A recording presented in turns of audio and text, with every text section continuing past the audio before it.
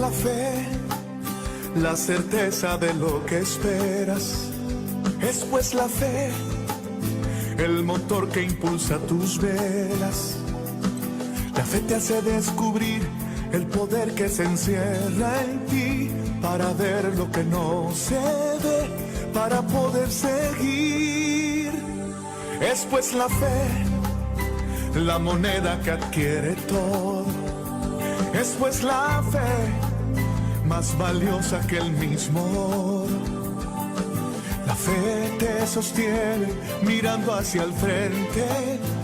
Por la fe lucha fuerte quien espera algo más. La fe mueve montañas y eso tú lo conoces. Hola, Dios te bendiga. Bienvenido a este espacio llamado Punto de Unión. Aquí en el Radio La Predicadora vamos a compartir un tiempo de palabra de Dios, un tiempo de hermandad. Vamos a coinonar por medio de la palabra. Vamos a entender lo que Dios tiene para nosotros en esta tarde. Y quiero tocar un tema en especial que se trata del arrebatamiento de la iglesia, la gran confusión que hay del arrebatamiento o el rapto de la iglesia y la segunda venida de Cristo. Son dos temas distintos, los cuales hoy por medio de la palabra vamos a hacer lo posible para que haya luz en este tema y podamos juntos aprender de la palabra, no aprender de quién te habla. Quien te habla, la verdad no te puede enseñar nada porque sabe poco, pero la palabra sí. Entonces, guiados por el Espíritu Santo, vamos a tomar los versos bíblicos correspondientes para poder abordar este tema que en estos tiempos, hermanos, realmente son fundamentales que ya lo tengamos en claro. Pero vuelvo a repetir, no es por sabiduría de hombre, no es por opinión propia, no es por mi prudencia. Voy a tomar un versículo de Proverbios 3, versículo 5, dice: fíate de Jehová de todo tu corazón, no te apoyes en tu propia prudencia. No lo quiero hacer en esta tarde. Y el 7 dice: no seas sabio en tu propia opinión. No quiero opinar del tema, simplemente quiero que leamos la Biblia, porque la Biblia enseña la Biblia. La misma Biblia te va trayendo claridad a aquellas cosas que vos no entendiste. Y este es un tema realmente interesante. ¿Y por qué quiero tocar este tema? Durante la semana me llega un video de alguien que subió un link y lo escucho atentamente y la persona que lo hablaba estaba muy eufórico, muy no digo enardecido, pero estaba enérgico, y él tomaba de Mateo 24 que Jesús no habla del rapto de la iglesia, y es verdad. Es verdad que Jesús no habla, pero él niega el rapto de la iglesia. Él directamente toma lo que está acá y acá habla, sinceramente habla de la segunda venida. Vamos a empezar a leer en el capítulo 24, verso 1 y los primeros versículos, donde el Señor ya después va presentando lo que va a decir después, y dice, 24:1, cuando Jesús subió al templo y se iba, se acercaron sus discípulos para mostrarles los edificios del templo. Respondiendo él les dijo: ¿veis todos esto? De cierto os digo que no quedará piedra sobre piedra que no sea derribada. Estando él sentado en el monte de los olivos, los discípulos se le acercaron aparte diciendo: dinos, ¿cuándo serán estas cosas y qué señales habrá de tu venida en el fin del siglo? Eso es lo que le preguntaron los discípulos, y el Señor lo que hizo fue contestarles de su próxima venida. La primera venida es cuando estuvo con ellos, y su segunda venida es cuando ya venga a reinar en el milenio. Y para que eso acontezca, Él da las señales que va a suceder. Pero obviamente Él no está hablando del arrebatamiento de la iglesia. Jesús no enseña eso. Si bien Jesús lo enseñó, se lo enseñó a una persona en particular, para que esa persona es el único que recibió esta enseñanza y nos la transmita a nosotros, que es el apóstol Pablo. En Hechos 22, donde Pablo relata su conversión, lo hace en primera persona.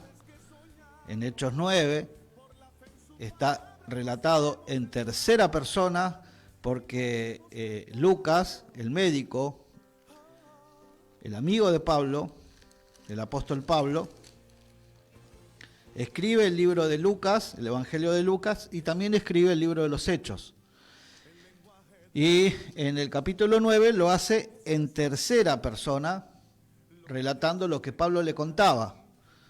Si vos lo vas leyendo, vas viendo que no está relatado en primera persona, pero en Hechos 22 sí Pablo lo relata en primera persona. Lo escribe Lucas, pero relatado por él mismo.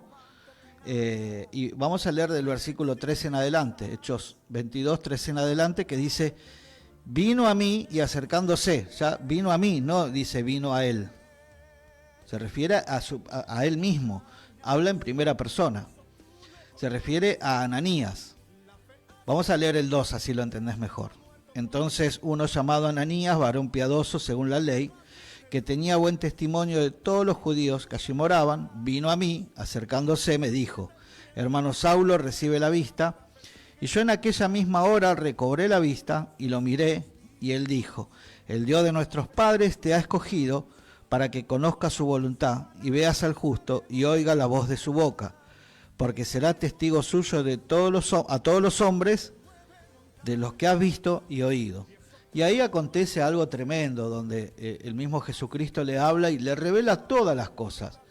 Y en lo que le revela todas las cosas, ahí el apóstol Pablo recibe esto de el arrebatamiento también. Entre tantas cosas que le fueron reveladas, no te olvides que en Corintios 12, en 1 de Corintios 12 vemos cuando él, o en 2 de Corintios 12, perdón, vemos cuando Pablo relata de que fue llevado al cielo, estuvo en el tercer cielo y vio cosas y oyó cosas inefables, las cuales no les permitió repetir. Entonces, Pablo recibió revelación de todo y a él se le dio esta doctrina del arrebatamiento. No como algunos hermanos dicen con respecto de en 1800, ya te digo cuánto, 30 y algo, 1830 y algo, John Nelson Darby es el que empieza a tocar este tema y dicen como que él impuso esta doctrina del arrebatamiento, que el arrebatamiento no existe, que no va a ser así, que sí lo que es real es la segunda venida de Cristo, pero lo que se olvidan de que este arrebatamiento y la segunda venida del Señor es el desenlace de una profecía que le fue revelada a Daniel en las 70 semanas de Daniel, donde el ángel le trae este mensaje a Daniel, pero también le aclara que es para los últimos tiempos. Por eso tal Johnson, para que ya se me fue el nombre, tengo un lío, John Nelson Darby, es como que, bueno, le toca a él empezar a abordar este tema, pero porque estaba destinada a estos tiempos.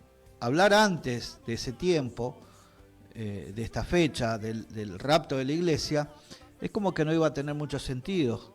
Entonces, como es para los últimos tiempos, en los cuales empezaba a abordarse la iglesia, a terminar de formarse, la iglesia de Cristo, la esposa de Cristo, la novia de Cristo, hoy es la novia de Cristo, y el Espíritu Santo es quien está coordinando el armado de esta esposa de Cristo.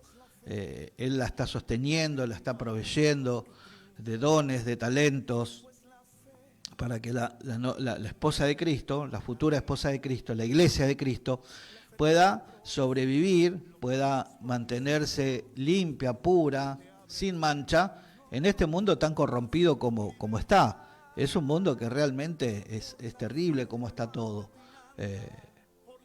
Todo dado vuelta, los principios morales en la época que vivimos se han perdido, las éticas, el amor, como dice el Señor, en los fines de los tiempos el amor de muchos se enfriará. Es realmente caótica como está la situación, pero ahí está el Espíritu Santo sosteniendo la verdadera iglesia de Cristo.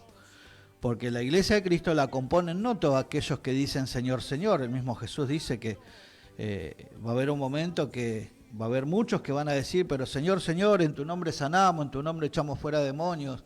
Y el mismo Jesucristo dirá, apartado de mí, no los conozco, hacedores de maldad. Entonces, no todo aquel que diga Señor, Señor, compone la iglesia de Cristo.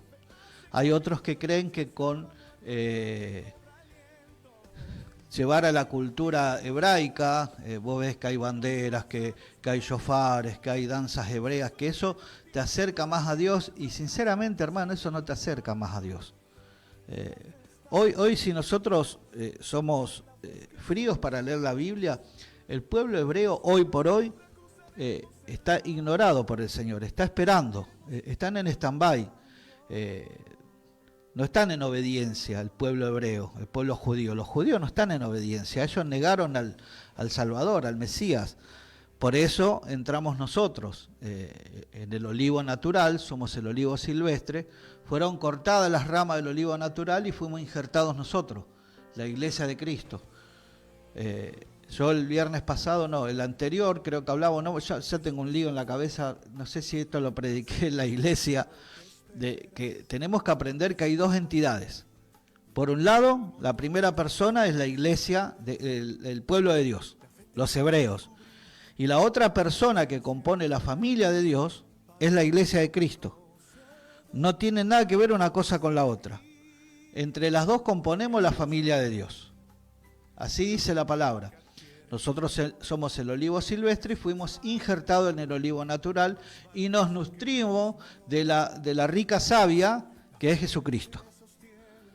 ¿Verdad? Entonces, si nosotros tenemos en claro que hay estas dos personas, estas dos entidades, el pueblo hebreo, los judíos, el pueblo de Dios, y nosotros, que somos la iglesia de Cristo, también componemos la familia de Dios. Si nosotros tenemos en claro esto, ya no puede haber equivocación absolutamente en nada. Y caminamos como tenemos que caminar.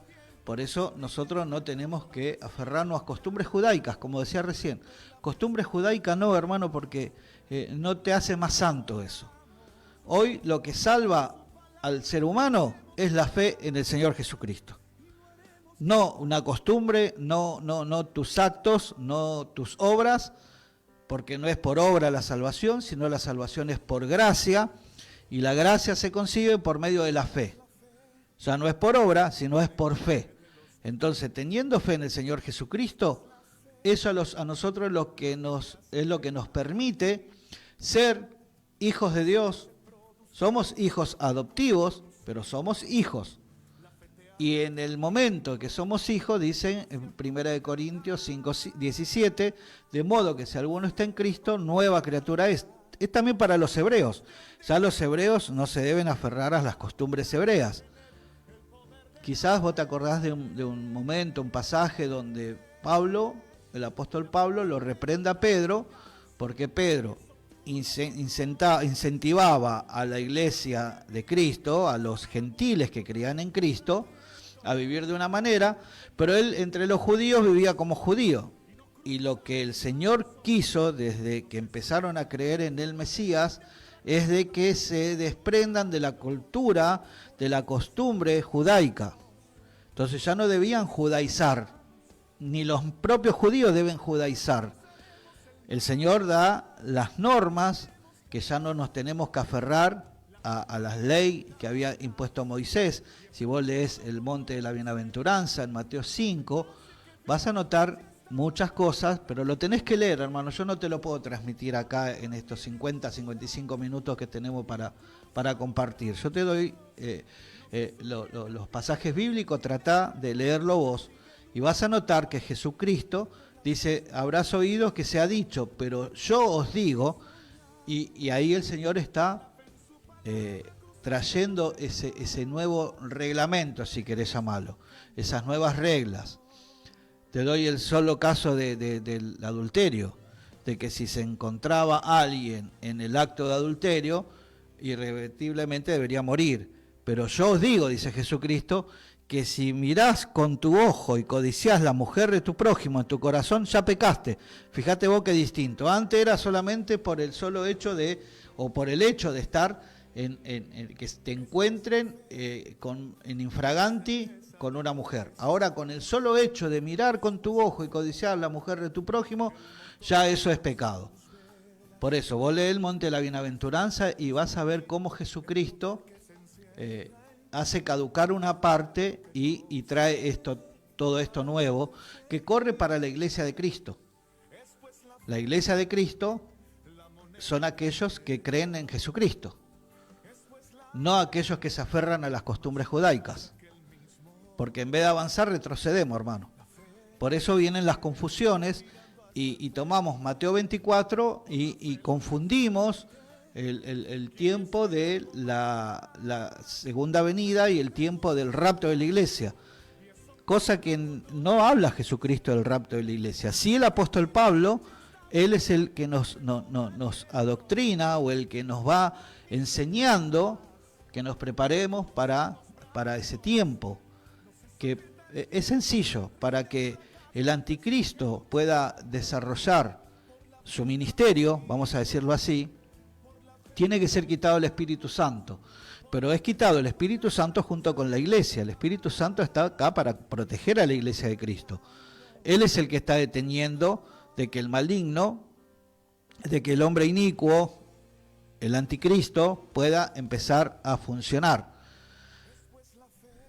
Cuando la iglesia de Cristo es tomada en el inicio de la tribulación, esto lo destaca en el libro de Daniel. Yo te voy a buscar ahora y te voy a leer. Daniel. ¿Dónde está Daniel? Por acá. Como él aclara de que hay una semana que está pendiente, y esa es la semana fundamental. Cuando se inicia la segunda semana de Daniel, la semana número 70 de Daniel, ahí es quitada la iglesia. Ya la iglesia ya cumplió. Yo te voy a leer los versículos y vos, como te dije, la misma Biblia es la que te va a ir trayendo luz. En Daniel 9, verso 27. Hasta el verso 26 destaca que ya se cumplieron 69 semanas. Vos léelo después tranquilito, del verso 20 al 27, pero hasta el 26 destacan las 69 semanas. Y después en el 27 dice: y por otra semana se confirmará el pacto con muchos. A la mitad de la semana hará cesar el sacrificio y la ofrenda. Después de la muchedumbre de las abominaciones vendrá el desolador, hasta que venga la consumación, y lo que está determinado se derrame sobre el desolador. Claro, el desolador va a ir al infierno. El desolador es el anticristo. Habla acá de en la mitad de la semana, los 3 años y medio, donde el anticristo va a tener 3 años y medio de gobierno total. Él empieza su camino hacia el gobierno total cuando comienza la tribulación. Ahí se da a conocer el anticristo, todos creen en él, va a venir con milagros, con prodigios. Los judíos lo van a hacer entrar al templo porque se va a hacer el lugar santo, ese templo tercero que se tiene que construir. Lo que pasa es que si fuera por los judíos los construirían ya, pero se tiene que construir en Jerusalén, y justo en el lugar donde está la mezquita de los musulmanes, la mezquita de Omar, esa corona grande que vos ves en Jerusalén que brilla. Ese es el lugar donde estaba el templo, el que construyó Salomón, y se tiene que construir el tercer templo, reconstruir, porque en el año 70 fue derribado, fue por el emperador Constantino. Entonces, desde entonces Israel no tiene templo para hacer sacrificios. Ellos ya no hacen sacrificios, se mantienen con algunas costumbres, y van y oran ahí en el muro de los lamentos. Pero se va a construir ese templo y los judíos quedarán maravillados, porque ellos esperaban que Jesús haga lo que va a hacer el anticristo, que va a traer una supuesta paz, va a traer seguridad. Ellos esperaban, va a venir con un ejército fuerte, o sea que se va a hacer respetar por el poderío que va a demostrar este supuesto Mesías, el anticristo, y lo van a hacer dejar que entre en el templo. Va a ser un musulmán directamente de esa religión, porque el judaísmo también es una religión. Y acá dice, después y a la mitad de la semana cesará el sacrificio y la ofrenda. O sea que aparentemente el templo se va a construir al comienzo de la tribulación, se construye el templo, se empieza a usar como lugar sagrado para ellos, se empiezan a hacer los sacrificios, y a la mitad de la semana, los 3 años y medio, se va a suspender. Dice, después de la muchedumbre de las abominaciones vendrá el desolador. Y ahí empieza el anticristo, esas últimas 3 semanas y media de los 7 años de tribulación, a gobernar. Y al fin de su gobierno, él no sabe que es el fin, es donde viene Cristo, y ahí es el fin, la segunda venida de Cristo. Porque en el rapto de la iglesia, él no va a pisar la tierra. Él se va a quedar en las nubes, va a llevar a su iglesia, va a rendir cuenta con la iglesia en el cielo, y después vendremos, el Señor viene soltero, vino soltero, se fue soltero, y vendrá casado. Y vamos a venir con Jesucristo a reinar y gobernar por 1000 años, y después toda la eternidad con el Señor, ¿verdad? Pero es bueno tomar lectura y aclarar de que son 2 hechos, si bien van casi en simultáneo, pero son 2 hechos distintos. Si nosotros prestamos atención para la segunda venida de Cristo, las señales de la segunda venida de Cristo que se están dando, hermanos, como iglesia debemos prepararnos cada vez más, porque en cualquier momentito va a ser el arrebatamiento de su iglesia, y su iglesia va a ser quitada de esta tierra. Lucas, cuando hablas de las cosas que dice Pablo, en el capítulo 1, Lucas toma una iniciativa, y realmente es tremendo lo que dice en el capítulo 1, del verso al 1 al 3, dice Lucas, en el Evangelio de Lucas, ¿no? Capítulo 1, del versículo 1 al 3, dice, puesto que ya mucho han tratado de poner en orden la historia de las cosas que entre nosotros han sido ciertísimas, tal como nos la enseñaron los que desde el principio lo vieron con sus propios ojos, los apóstoles, y fueron ministros de la palabra, me ha parecido también a mí, después de haber investigado con diligencia todas las cosas desde su origen, escribírtelas por orden, oh excelentísimo Teófilo, para que conozcas bien la verdad de las cosas en las cuales has sido instruido. Fíjate vos qué interesante que es lo que dice Lucas de investigar bien las cosas. Él investigó. A veces nos quedamos con lo que nos dicen. Ya está, eso es a nosotros, ya está, nos dijo, con todo respeto lo voy a decir, nos dijo el pastor, listo, ya es suficiente. No, hermano, acá no se quedó con eso Lucas. Acá también tiene que haber un interés personal en investigar. Nosotros debemos investigar y no le estamos faltando el respeto al pastor. Lo contrario, porque nosotros debemos lograr una relación cercana con la Escritura y con nuestro Dios, con el Espíritu Santo. Nosotros tenemos que investigar. Una de las primeras materias que cursé en el seminario fue crítica bíblica. Me pareció el título de la materia así por su nombre, chocante, crítica bíblica, pero no tiene nada que ver con el concepto que nosotros tenemos de criticar, sino con el concepto que nos quiere dar la materia, y la enseñanza de esa materia es preguntarle a la Biblia para que la Biblia nos pueda responder, porque la Biblia tiene todas las respuestas a los temas que vos quieras abordar. En la palabra de Dios tenemos la respuesta, y eso nos enseña la crítica bíblica. Y acá Lucas está haciendo algo maravilloso y tremendo, de lo cual nosotros también debemos ejercitar, que es la investigación. Y cuando hablo de investigación, estoy hablando de profundizar en la lectura bíblica, insertarnos en un nivel de oración distinto, pedir que el Espíritu Santo nos revele los secretos. Acá hay secretos, hermanos, que son tremendos, que tiene toda la voluntad del Señor, porque no son de revelación privada, sino que es para todo aquel, no es que hay un iluminado y Dios le revela a ese porque Dios, no, es a todo aquel que realmente tiene un corazón limpio, sano, honesto, sincero, puro, y está interesado en conocerlo, ahí el Señor le va a revelar.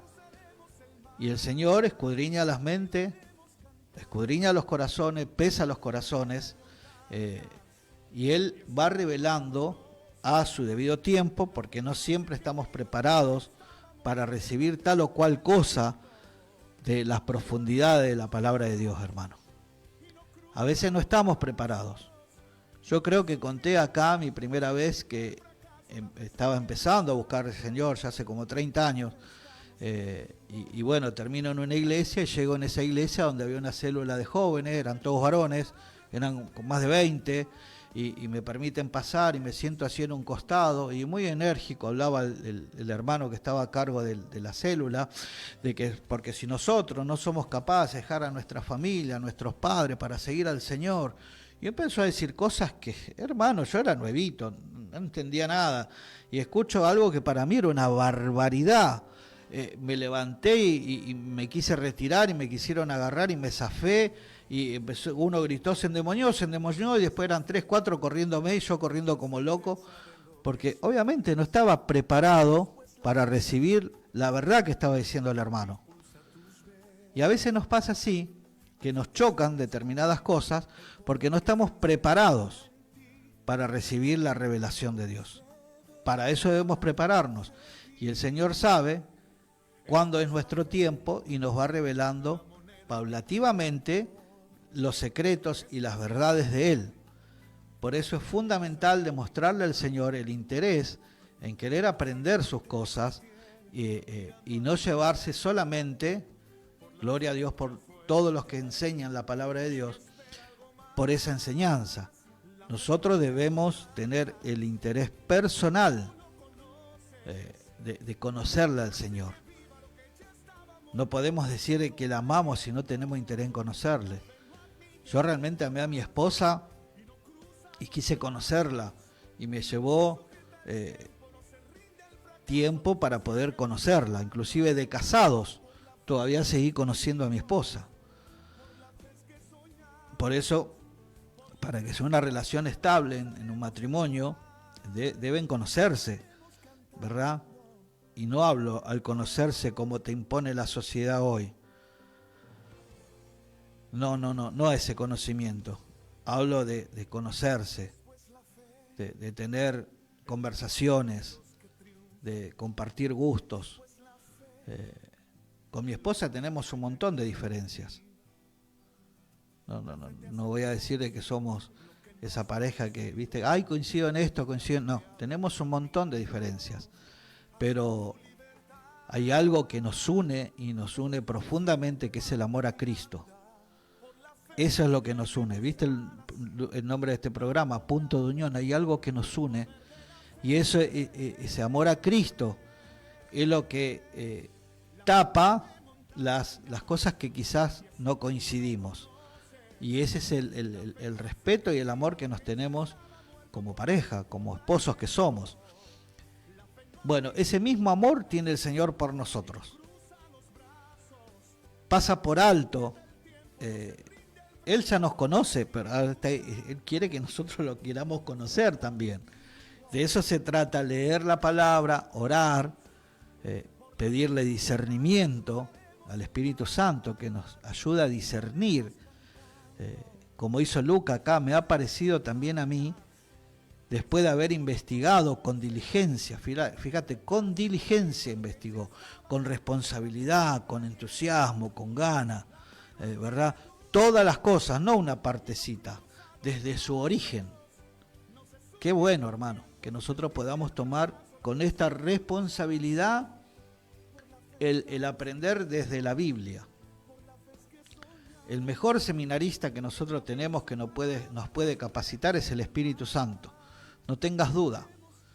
Él es lo mejor que nos pudo haber pasado, de que esté el Espíritu Santo y el Espíritu Santo capacitándonos, pero no en fantasías, que ahí los demonios a veces toman lugares y llevan a las personas a cometer errores. Y piensan que está hablando el Espíritu Santo, pero les está comiendo la cabeza al demonio. Cuando vos vas leyendo y te vas dando cuenta que toda la adivinación y todas esas cosas son abominables a Dios, el Espíritu Santo no necesita sacarle los trapitos al sol a nadie en público ni nada. Para nada, hermano. No necesita sacar tus trapitos al sol. El Espíritu Santo busca limpiar tu corazón. Acá nosotros somos los que tenemos que demostrar el interés en querer ser puros y limpios para el Señor. ¿Que vamos a cometer errores? Sí, hermano, es verdad. Hermana, sí, estás pensando eso. Y sí, vamos a cometer errores. Claro que sí. Porque estamos dentro de este envase que manejarlo es como querer domar un toro salvaje, un potrillo rebelde, esta carne pecaminosa en la que habitamos, porque nuestro alma, nuestro espíritu está dentro de este envase que está corrompido, hermanos. Es muy difícil, pero para eso está el Espíritu Santo, para consolarnos. Cuando nos equivocamos nos consuela, porque a veces hay faltas que se cometen que los mismos hermanos o hermanas no se quieren perdonar. Pero ¿quiénes somos nosotros para no perdonarnos si el que nos perdonó es Cristo? Él es el que nos perdonó. Pero esas son las artimañas del enemigo que hacen que tomemos ese tipo de decisiones. Y hay muchos hermanos y hermanas que están quedados, yo no digo apartados. Dicen, no, yo busco a mi manera. Buscan desde su casa, buscan leyendo, oyendo programas, escuchando prédicas, pero no van a la iglesia. Tampoco quiere decir que si vos vas a la iglesia sos salvo, no.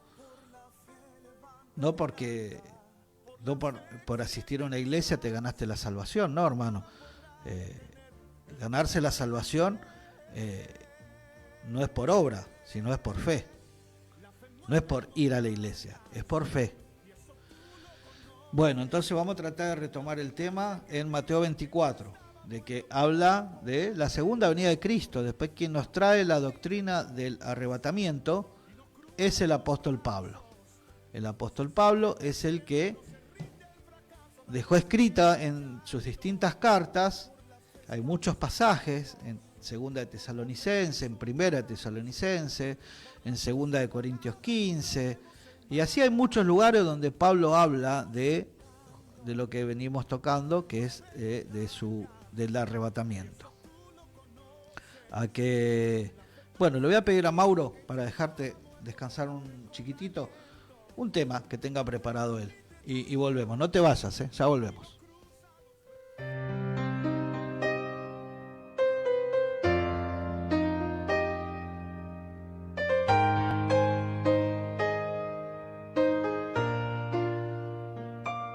Hace tanto tiempo yo compré una iglesia a precio de sangre entre crudo dolor. Hace tanto tiempo que envié a mi hijo para rescatar lo que se perdió.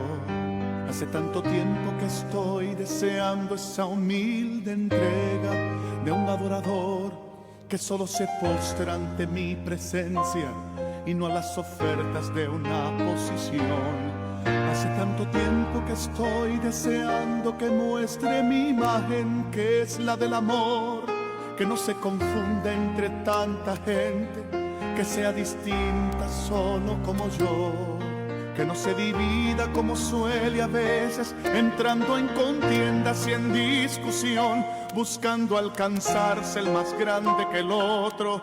Si en el universo el grande soy yo, yo quiero una iglesia que me dé la gloria y procure la unión.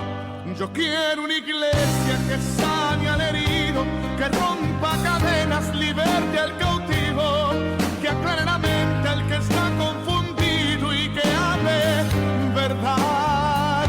Yo quiero una iglesia que con su mirada brinde esperanza al alma angustiada. Yo quiero una iglesia que sane la herida de esta humanidad. Yo quiero un rebaño donde mis ovejas se sientan seguras y llenas de paz, donde mi palabra sea su alimento, allí quiero morar.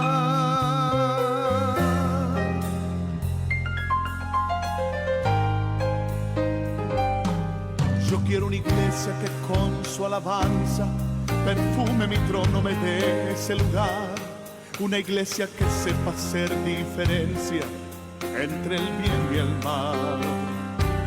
¿Dónde está la iglesia que fue perdonada y que fue librada del castigo atroz? Aquella que al ver si alguno ha caído le tiende la mano y perdona su error. Iglesia despierta, ya llegó el momento de tu redención. Yo quiero una iglesia que sane al herido, que rompa cadenas, liberte al cautivo, que aclare la mente al que está confundido y que hable verdad. Yo quiero una iglesia que con su mirada brinde esperanza al alma angustiada. Yo quiero una iglesia que sane la herida. Gloria a Dios, estamos aquí nuevamente abordando este tema más que interesante, que es el rapto de la iglesia y la segunda venida de Cristo. Mandamos saludos a nuestra hermana Verónica González, que escribió, y gracias por acompañar, gracias por estar. Seas bendecida, hermana Verónica. El Señor Jesucristo en Lucas deja relatado en el capítulo 21, verso 36, como una pequeña lucecita que sí podríamos tomar como que es destinada para el rapto de la iglesia. Lucas 21, verso 36 dice: velad pues en todo tiempo, orando que seáis tenidos por dignos de escapar de todas estas cosas que vendrán y de estar en pie delante del Hijo del Hombre. Qué tremendo, hermano. De orar, de ser tenidos por dignos de escapar. O sea que realmente va a ser escapar, hermano. El Señor, cuando habla del arrebatamiento de la iglesia, habla en el griego koine, que literalmente es agarrar la iglesia, arrancar la iglesia de este plano para lo que se va a venir, porque realmente es escalofriante. Fíjate vos que el anticristo se le dio distintos seudónimos, como el desolador, la bestia. Realmente va a ser despiadado, no va a tener ni un chiquitito de consideración a nadie, porque es el mismo diablo, hermano, es el mismo maligno, confundiendo, que viene ya confundiendo.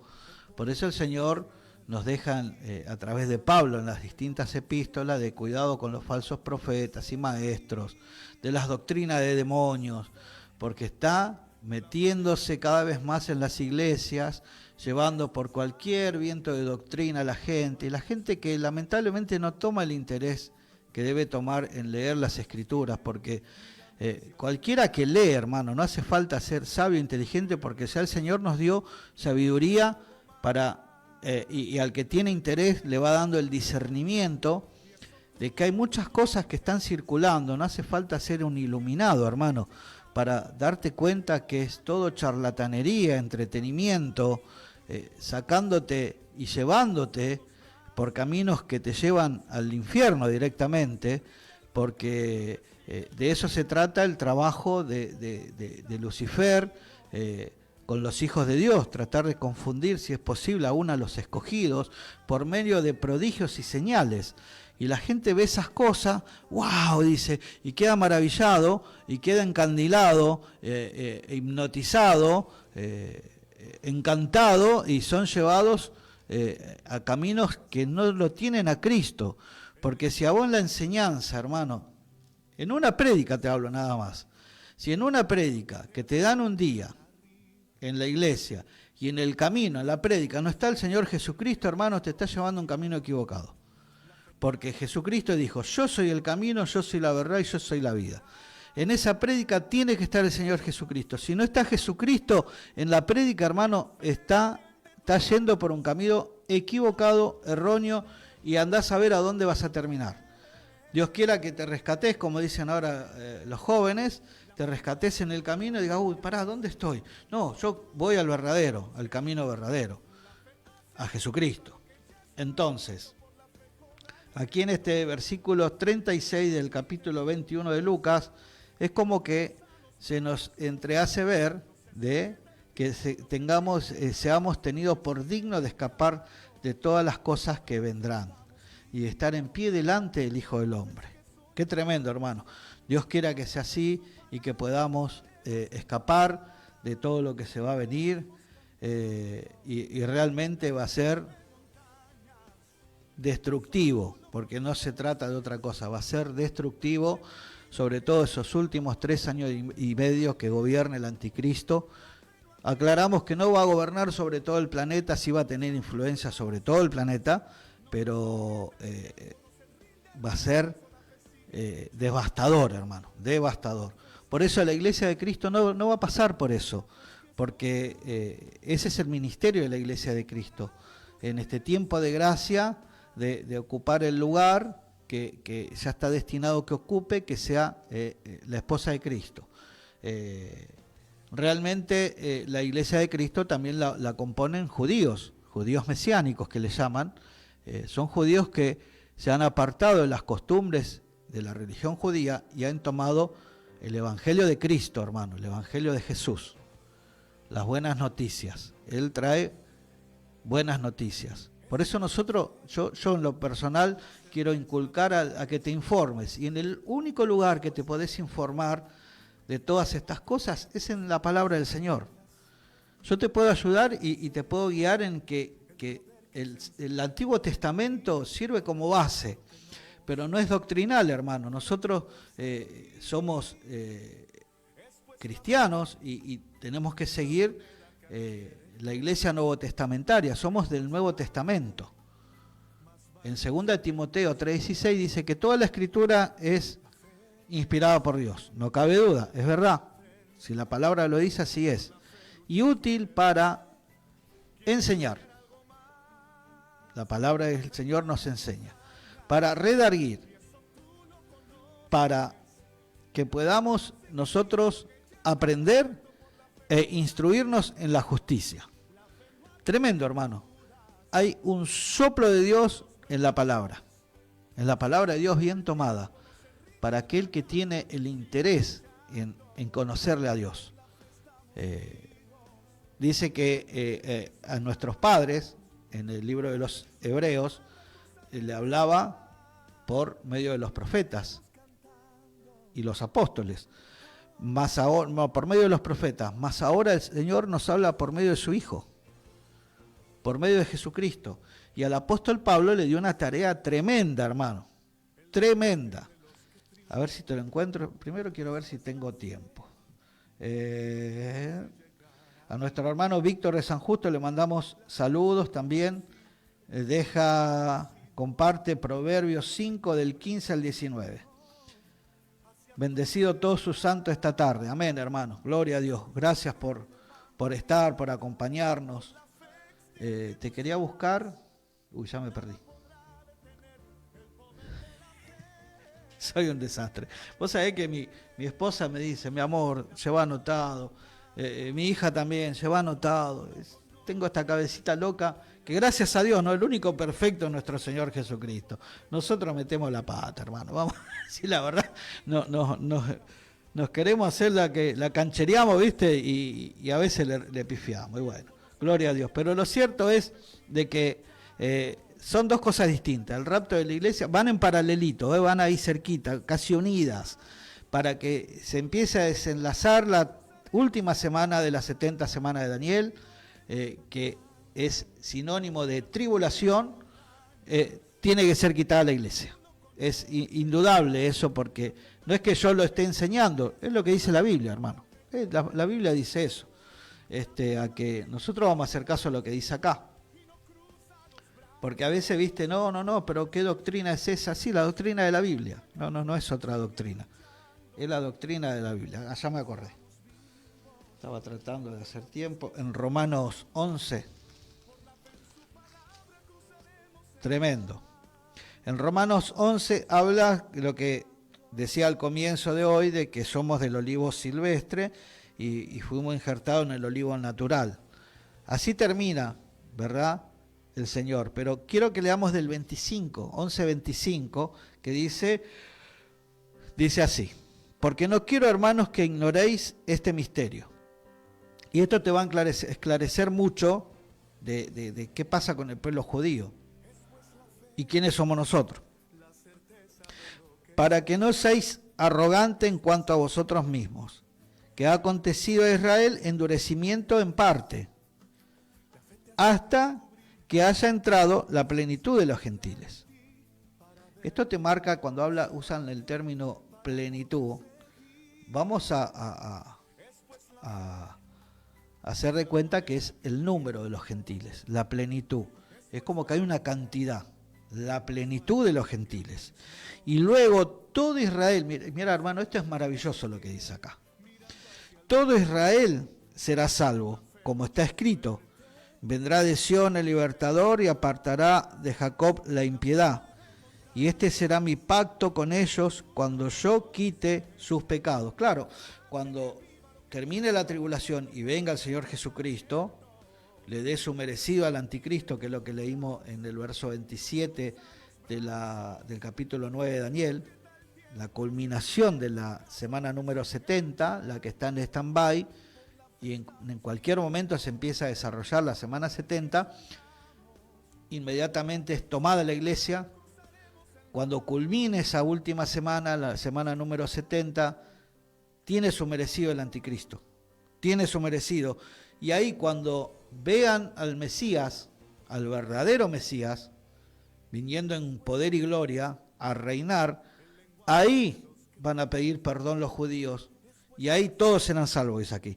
Y todo Israel será salvo, como está escrito: vendrá de Sión el libertador, que apartará de Jacob la impiedad, el pecado. Y apartará de Jacob la impiedad. Y este será mi pacto con ellos cuando yo quite su pecado. El Señor los va a perdonar a todos los judíos, hermano. Por eso, dice acá el Señor, que ha ocurrido endurecimiento en parte, y que no seamos arrogantes. Porque hay muchos, viste, que están enojados con los judíos, porque, hermanos, son el pueblo de Dios. Están ahora, el Señor ha determinado, eso es lo que dice en la 70 semana de Daniel, cuando empieza el relato del ángel, gloria a Dios, en el capítulo 9 de Daniel, empieza el relato de las 70 semanas, y le dice: 70 semanas, en el versículo 24, están determinadas sobre tu pueblo y sobre tu santa ciudad. Hay una determinación de parte de Dios que tiene que ver con que se arrepientan de sus pecados, de su arrogancia, de su maldad, que se vuelvan sinceramente de todo corazón a nuestro Dios. De eso se trata, y de eso habla las 70 semanas de Daniel. Pero aquí en Romanos 11, del 25 al 27, vemos que todos los judíos van a ser perdonados, hermano. Porque el Señor, a todo aquel que reciba a su Hijo, derrama perdón, pero aquel que lo recibe de todo corazón. Y el pueblo judío es un pueblo apasionado, él se apasiona. De hecho, tenemos el caso de Saulo de Tarso, Pablo.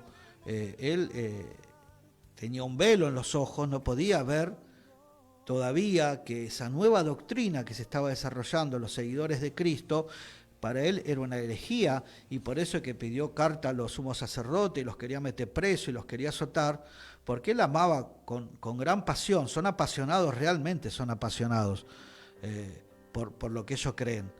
Y con esa misma pasión van a amar a Jesús cuando se ha quitado su velo, y puedan ver las cosas realmente como son, y lo vean al Mesías como nosotros tenemos la posibilidad de verlo, como el Salvador, como el Redentor.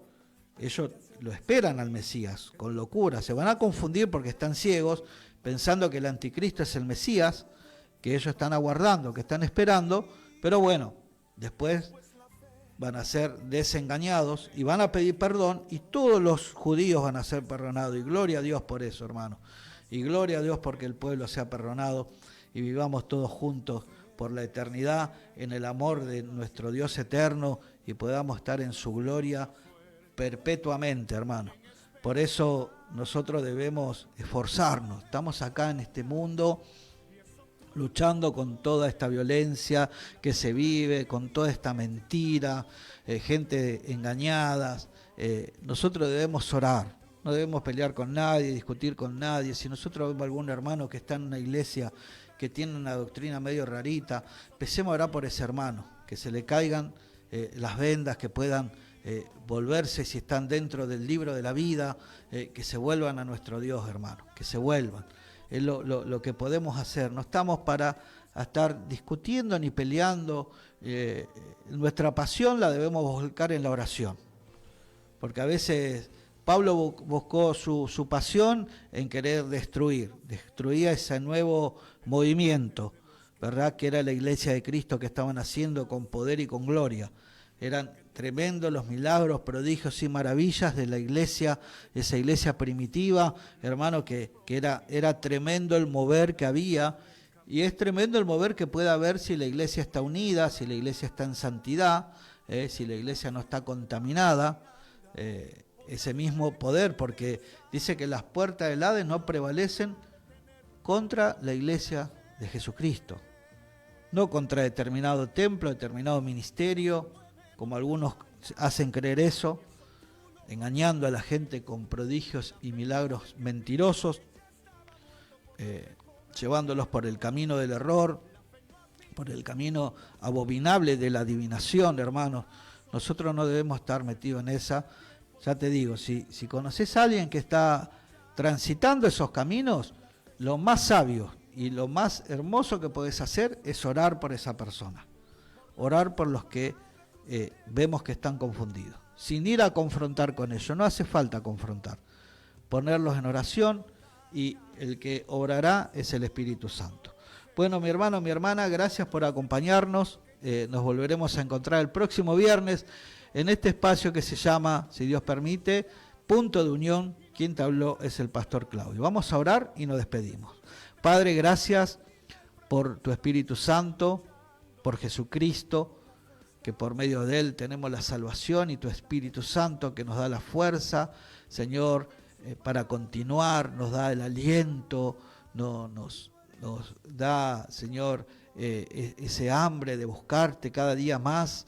Y Señor, yo quiero orar por los que están acompañando, por los que verán el video, Dios mío, que tú los bendigas, Señor, que sus vendas, si hay vendas, Padres, caigan y te puedan conocer al verdadero Dios, Señor, y te pido por sus almas, que puedan ser salvas, Señor, así como dice en Lucas 21:36, que seamos dignos de ser quitados de todo lo que vendrá, Dios mío. Ayúdanos a estar velando, a estar, Señor, firmes en oración y leyendo y aprendiendo cada día más de tu palabra.